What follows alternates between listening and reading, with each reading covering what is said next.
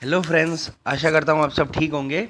आज हम APO Rajasthan exam के लिए, जो कि अभी रिसेंटली नोटिफाइड है, उसके लिए हम एक बहुत ही इम्पोर्टेंट और छोटा act, Rajasthan public examination measures for prevention of unfair means act 2022, ये हम आज इसके सेक्शन नंबर 1 to 10, यही हमारे कोर्स में आ रहा है अभी प्री के लिए, तो ये हम देखने वाले हैं शॉर्ट और स्वीट तरीके से।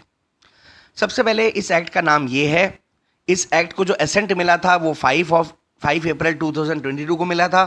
इसकी जो एनफोर्समेंट डेट है वो यहाँ पे मैंने लिखी है 12 अप्रैल 2022, और ये 73rd year of Republic of India में ये आया है एक्ट। ठीक है, अब इसके अंदर पहले हम देखते हैं कि सेक्शन नंबर 1 के अंदर क्या लिखा हुआ है। सेक्शन नंबर 1 में बहुत ही सिंपल सी बात लिखी हुई है कि इस एक्ट को क्या बोला जाएगा। इस एक्ट का नाम लिखा है, इस एक्ट को इस एक्ट का जो टेरिटोरियल ज्यूरिडिक्शन है वो लिखा है, एक्ट का नाम लिखा है, एक्ट का टेरिटोरियल ज्यूरिडिक्शन लिखा है कि ये होल ऑफ द राजस्थान के ऊपर ये लागू होगा, और लिखा है कि ये उस तारीख से एनफोर्स में आएगी जब इसको स्टेट गवर्नमेंट कहेगी। तो स्टेट गवर्नमेंट ने जो एनफोर्समेंट की डेट दी है वो ये है।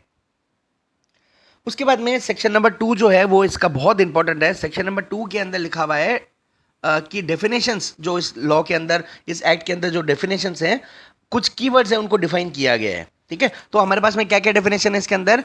ए, बी, सी, डी, ई, एफ और ये जी। एफ जो है वो दो भाग में बताया गया है, 1 के अंदर और 2 के अंदर।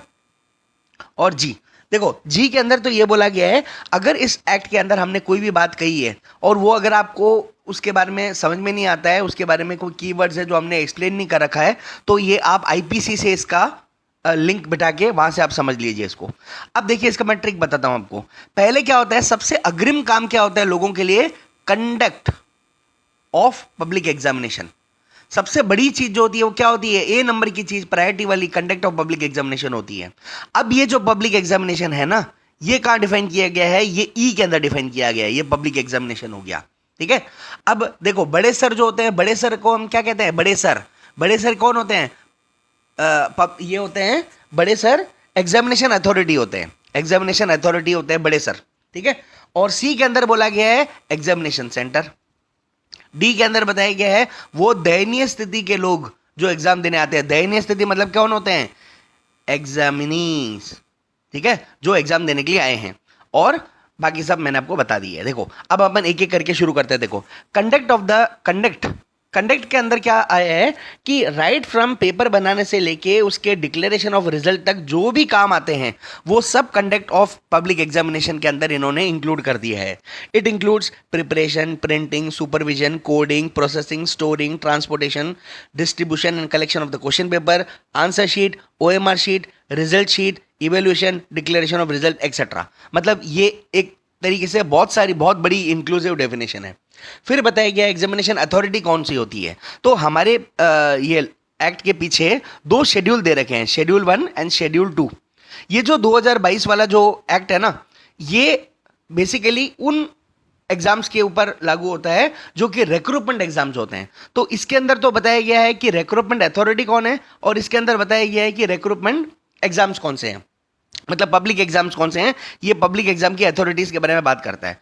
तो ये एग्जामिनेशन अथॉरिटी वही एग्जामिनेशन अथॉरिटी है जो हमने शेड्यूल नंबर 1 के अंदर दी हुई है। ठीक है, फिर उसके बाद में एग्जामिनेशन सेंटर के बारे में क्या बताया गया है? वो जगह, वो इंस्टीट्यूशन या वो पार्ट जहां पे एग्जाम फिक्स किए गए हैं वहां पे होगा। जैसे फॉर एग्जांपल मेरी ये एक छोटी स्कूल है, यहां बताया गया है कि यहां पे एग्जाम कंडक्ट होगा। ये वाली जगह प्लस उसका जो पूरा एंटायर प्रेमाइसेस है वो भी इसके अंदर इंक्लूड होगा। ये एक क्वेश्चन आया था कि क्या ये वाला जो उसके साथ वाला एरिया है वो इसके अंदर इंक्लूड होगा क्या? हाँ, होगा इसके अंदर। एग्जामिनी का मतलब क्या होता है? एग्जामिनी का मतलब वो बच्चा जिसको अथोराइज किया गया है कि आप आइए और एग्जाम दीजिए, है ना। अथोराइज कैसे करेंगे अपन? एक उनको एडमिट कार्ड दिया जाएगा, राइट। एडमिट कार्ड दिया जाएगा। वो बच्चा जिसको एडमिट कार्ड मिला है, जिसके अंदर उसका नाम लिखा हुआ है, वही बच्चा एग्जामिनी होगा। और इसके अंदर इंक्लूड कौन करेगा? उसका स्क्राइब।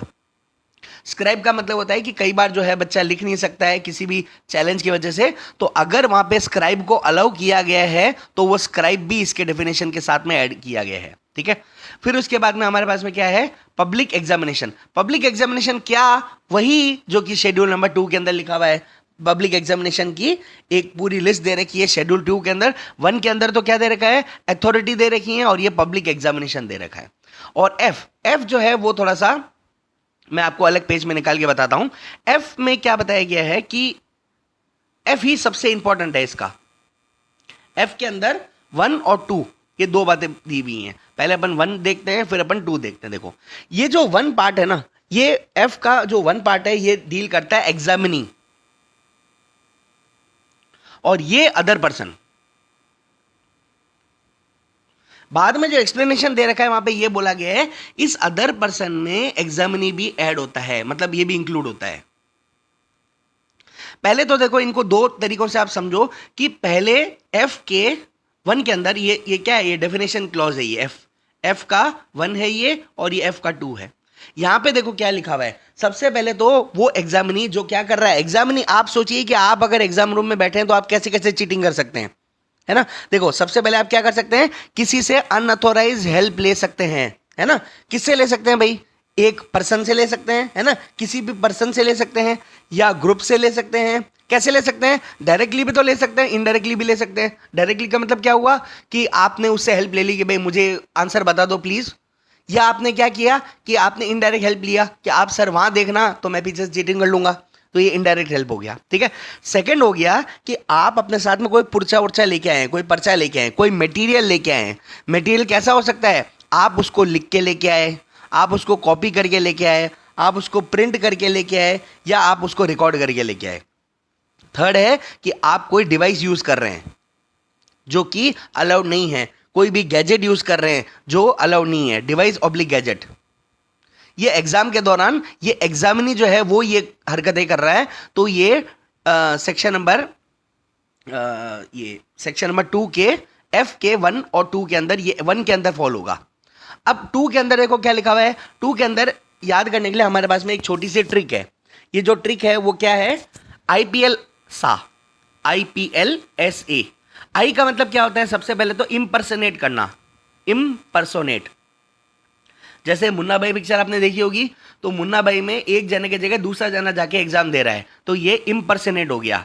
पी का मतलब अपन क्या देखेंगे, पी का मतलब है कि अगर कोई इंसान पोजेस करने की कोशिश कर रहा है या प्रोक्योर करने की कोशिश कर रहा है ना, क्वेश्चन पेपर को, ये हो गया। एल का मतलब क्या हो गया, लीक करने की कोशिश कर रहा है। आजकल ये मुद्दा थोड़ा ज्यादा चल रहा है, लीक करने की कोशिश कर रहा है, ठीक है ना। एस का मतलब क्या होता है, सॉल्वर गैंग, मतलब कोई सॉल्व कर रहा है पेपर को। जैसे वो बिठा देते हैं ना कि कुछ बुद्धिजीवी को बिठा देते हैं कि आप इसको सॉल्व करके फटाफट हमको आंसर दीजिए, या बच्चे के लिए आप सॉल्व कर दीजिए, है ना। तो सॉल्व करने वाले जो लोग हैं वो ये हो गए। और ए का मतलब क्या हो गया, ए का मतलब है कि आप असिस्ट कर रहे हैं उस बच्चे को, असिस्ट कर रहे हैं, आप उसकी मदद कर रहे हैं। डायरेक्टली भी कर सकते हैं, इनडायरेक्टली भी कर सकते हैं, ठीक है। तो क्या हो गया, आई से क्या होगा, इम्पर्सनेट हो गया।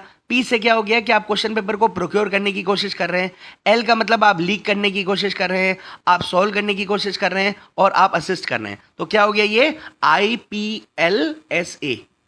IPL मैच होता है और ऐसे, ये याद रखना है आपको, ठीक है।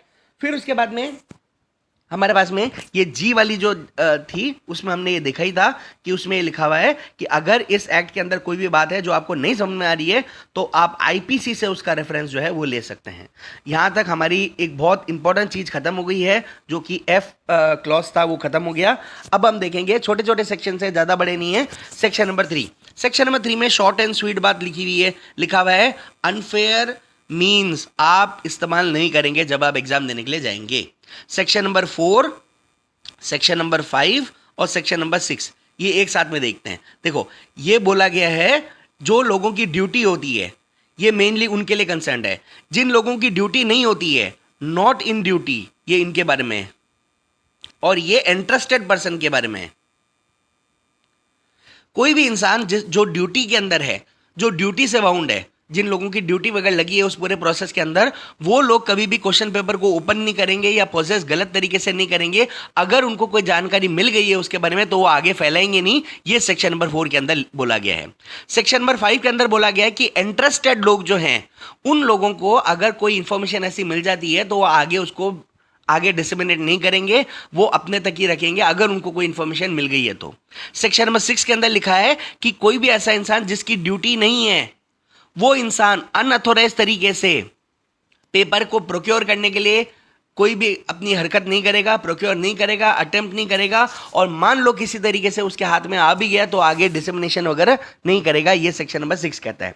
सेक्शन नंबर 7 बहुत शॉर्ट एंड स्वीट है। सेक्शन नंबर 7 के अंदर लिखा हुआ है, देखो 7 से याद रखना 7 है ना।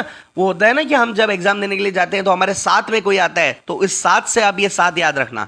इसमें क्या लिखा हुआ है कि कोई भी आदमी जो है, जैसे मान लो ये बच्चा है, इसके साथ में इसके पेरेंट्स जो है वो भी एंटर करना चाहते हैं एग्जामिनेशन सेंटर के अंदर, नहीं कर सकते। वही इंसान एंटर करेगा जो एग्जाम के अंदर उसको ऑथोराइज किया गया है एडमिट कार्ड के द्वारा, और उसका स्क्राइब अगर अलाउड किया गया है तो, और उसके बाद में जिन लोगों की ड्यूटी है वहां पे वही लोग उस सेंटर के अंदर एंटर करेंगे, बाकी लोग एंटर नहीं करेंगे। सेक्शन नंबर 8 के अंदर ये बोला गया है कि जहां पे एग्जामिनेशन रखा गया है, मान लो कमरा नंबर 4 में रखा गया है, तो ये कमरा नंबर 4 के अंदर ही उस बच्चे को बिठाया जाएगा, कहीं और अपने ऑफिस के अंदर उसको बिठा गया है बढ़िया उसको नकल वकल नहीं कराना है। ठीक है, ये बोला गया है कि प्लेस ऑफ एग्जामिनेशन वही होगी जहां पे उसको तय किया गया है, वहीं पे वो एग्जामिनेशन देगा बच्चा, ये बोला गया है। सेक्शन नंबर 9 जो है वो ये बोलता है, ये देखो सेक्शन नंबर 9 जो है ये इंस्टीट्यूशंस के ऊपर लागू हो रहा है। अगर हम ये देखते हैं कि कोई ऐसी संस्थान है, कोई ऐसा मैनेजमेंट है, इंस्टीट्यूशन है, लिमिटेड लायबिलिटी पार्टनरशिप एलएलपी है, तो इसके अंदर ये जो संस्थान है अगर इसने मान लो कोई ऑफेंस किया है तो पहले पॉइंट के अंदर ये बोला गया है कि इसके जितने भी केयर टेकर और मैनेजर्स होंगे, है ना, मैनेजर्स होंगे या की मैनेजरल पर्सन होंगे, उनके ऊपर हम क्या करेंगे, मुकदमा चलाएंगे।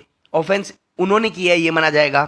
सेकंड बात लिखी हुई है, अगर ये लोग प्रूव कर दें कि सर हमारे इसमें कोई रोल नहीं था, हमने तो ड्यू डिलिजेंस इस्तेमाल करके हमने काम किया है, हमारा इसके अंदर कोई भी रोल नहीं था, या वो प्रूव कर दें या हमारी नॉलेज नहीं थी, तो उनको छोड़ा जा सकता है।